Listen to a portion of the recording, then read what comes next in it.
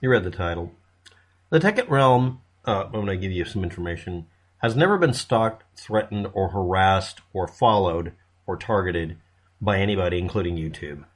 If he had been, the way he's describing in some of the videos recently, you would see a very specific search engine result I'm not going to tell you to type in. If you type in the TekkitRealm and or his full name and a certain specific word for a group of people or type of person in many countries that are considered really, really reprehensible. Since that hasn't happened, he has not been targeted by spammers. Next, if you sort results a special way, specifically by time and date stamp and or putting quotes around it, the video I put up that commented on the "Would you like to join the Legion?" My video now has more views than all subsequent vids. Some of you might have actually noticed that. I doubt that anybody would look that up, except people who are trying to get page rank. By typing in "Would you like to join the Legion?" and or putting it in quotes and sorting it by time and date stamp, my video shows combo breaker.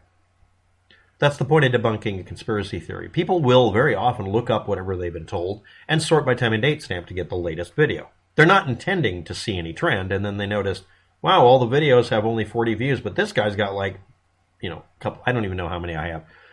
Pretty good amount. Me doing that video may or may not have stopped this meme. There is no Legion. This was BS. And in all likelihood, it was just something put together by the TekkitRealm to get page views. He does this a lot. It's his standard behavior, including cry-bullying, which apparently is what's going on here with this other stuff. I don't really think he's a bully of anybody at all. Oh, except the only video that has more views, subsequent to mine, actually happened just before it, was a vid done by a young kid pointing out that this was an ARG and doing a much better job than I did and doing a shorter video. And then he got bullied on the internet by a certain group of people that only has one basic origin story behind them. So he apologized to the Legion.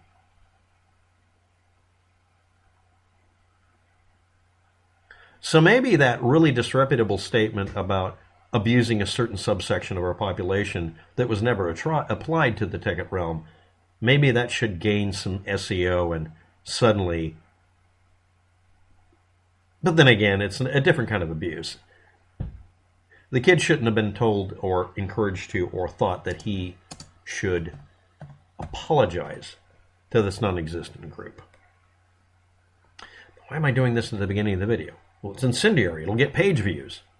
No, because I want everyone to stop stalking and harassing people. And anybody on any channel that claims they've been stalked, unless they provide evidence, they haven't been. I can prove at one point someone went around setting up literally hundreds of channels at one point harassing me, but it doesn't matter anymore because that guy ironically got arrested for the crap he kept claiming I was doing.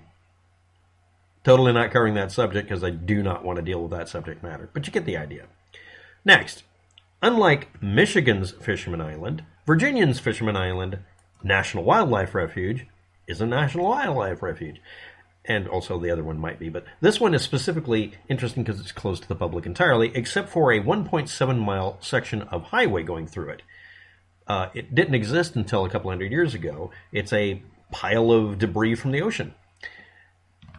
And therefore it has been harmed by, hurricanes and such. And that means it has to be disabled for access to the people. But the road's there. And the road has signs like no through walking traffic, no pedestrians, and also no stopping. However, if your engine goes bad, the specific interesting thing you're supposed to do is to pull off to the side, preferably whichever side you're on. They have a nice big space between the two roads going each way. Pull over to here or pull over here, and you're not supposed to get out of your car. You're supposed to call for help if you can, or ask someone else to do it, or put up a sign in your window that says, please dial 911 and tell them exactly where I am, GPS and all. I don't have a phone. But anyway, they come out and get you. There's also suspiciously a couple of crosswalk-looking things that are in the area, probably for wildlife. And the area is just simply you're not supposed to drive through there. It's not just you can't do video recording or filming. That's not excluded at all. They just don't want you stopping on the vehicle on the road or walking on that pathway or getting out and looking around and taking photos. They want human interaction to a bare minimum, which means the road is 2 lanes going one way, 2 lanes going the opposite way, and a barrier in the middle that's suspiciously wide enough for you to park a car very easily without getting a hit. They don't want you getting out of the car for any reason. They just want it to be no contact with any of the animals. Also, because it's so low-lying and keeps flooding every time there's hurricane season, you need to keep going because you might get caught in the middle of a tidal surge. You just get out of there. Apparently, that's a deal. But a claim that it had you can't film there, it's illegal to make videos, or YouTube videos specifically there, that's not even partially true. In fact, that's the polar opposite. You can make all the videos you want to. You just can't stop there. And yes, someone did go through, and he was in a vehicle, a slow-moving vehicle, pulled off to the right over the fog line. Legally speaking, that's acceptable. And he went through and did an extremely detailed video recording, and he did it in such a way that it had almost no noise in it, because he kept doing it every few days and made it to where you can knit it together almost silent. It's beautiful. But I don't have a link to that video because it's on some pay site. So you can visit virtually. Also, you can go through on Google Street View. And I have links below. Before 2015, March 31st, a penetration tester and hacker, Kamil Hismatullin, received over $5,000. It's not $9,000, so I can't do my favorite joke. Over $9,000. No, it's over $5,000 for informing Google and YouTube about a dangerous server command that YouTube was able to run. He found this through YouTube Creator Studio. In Creator Studio, you have the ability to edit your videos, and you can bulk delete videos. So that has to be an enabled ability in YouTube Studio if you're logged in. Some of you might have noticed that you can just go to YouTube Studio, click a video, and the URL at the top indicates a bunch of data about the video. And if somehow you can find out how the commands are done when you click that button that says delete and confirm, you could automate the process of deleting videos, renaming them, reorganizing them, all sorts of things. Those are also built into YouTube Studio. You see, YouTube Studio allows me to select all the videos and then click the button that says change its condition for YouTube Shorts sampling. And I can do a simple thing while monitoring it with my web browser. It's a simple thing. I can look at what networking events happen. That's what Kamil did. He noticed that if he was looking at the edits for live events, the command would go through looking like this. Post equals, meaning send this command to your YouTube server. YouTube.com/live events edit status Ajax. It's running an Ajax utility to do this, apparently. And then it would have a question mark, meaning here's the command I'm giving to the Ajax utility or routine for live events status editing. Action, delete live event equals 1, meaning I'm giving a command to delete a live event. Okay. But the trouble is, it would let you also do that with any of your videos. It didn't just do live events. It was just a general purpose delete event or delete video. It's called event, and it uses the ID code, the URL, that little string at the end that says that's my video. But it would let you put in any video. Only the live event editing subsection for YouTube Studio would make this mistake. That's mistake number one. It would let you delete anything. It was a copy of the delete my video. And instead of saying, are you sure, it would just go ahead and do it. Or if it brought up a question, it would bring it up once. Okay, well that sounds like the same thing, except it also allowed another thing.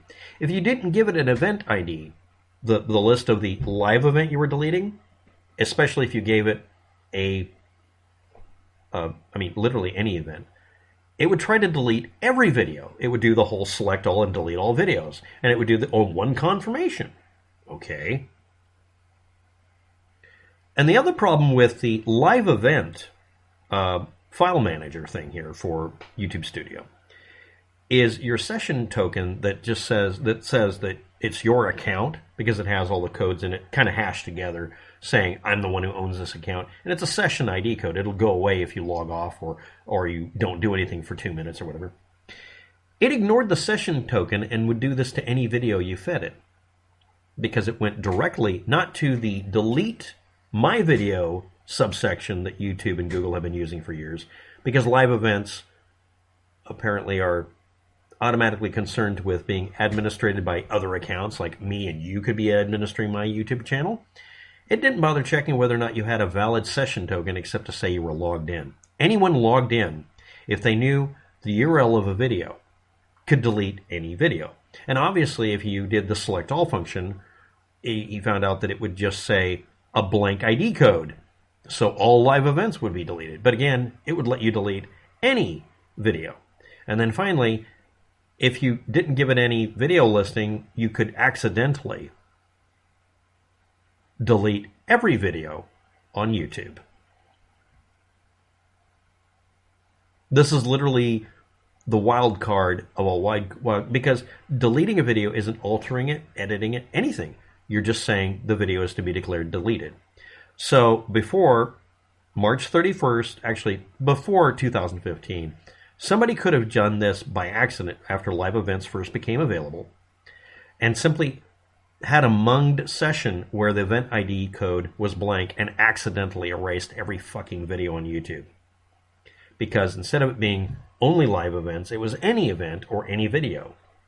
And only your videos or whatever being based on session ID code, your password and login, it didn't care. It would just do all of them if you gave it that one version of it. If you did all videos or some other variation of the wildcard for just stuff on your channel, it might have been okay. I should point out that if you had nothing but live events on a YouTube channel, if you'd never uploaded a single separate video, and you logged in and selected all and told it to delete, the live events edit status Ajax utility might have said that since you were deleting all of your live events, which is easily something someone could have done, it would just have gone ahead and done this by accident, and YouTube would have just been blank for some reason they couldn't figure out. It would track it back to that session ID, but if they didn't find it within X number of hours, they wouldn't know that session ID went to a certain person, so they couldn't find the responsible person. That was a literal website, site-wide delete function.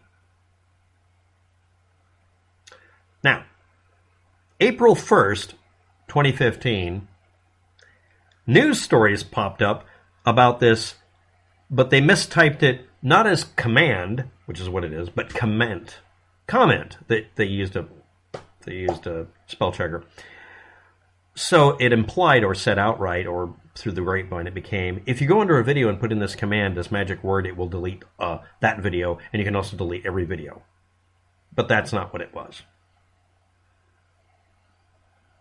Ever.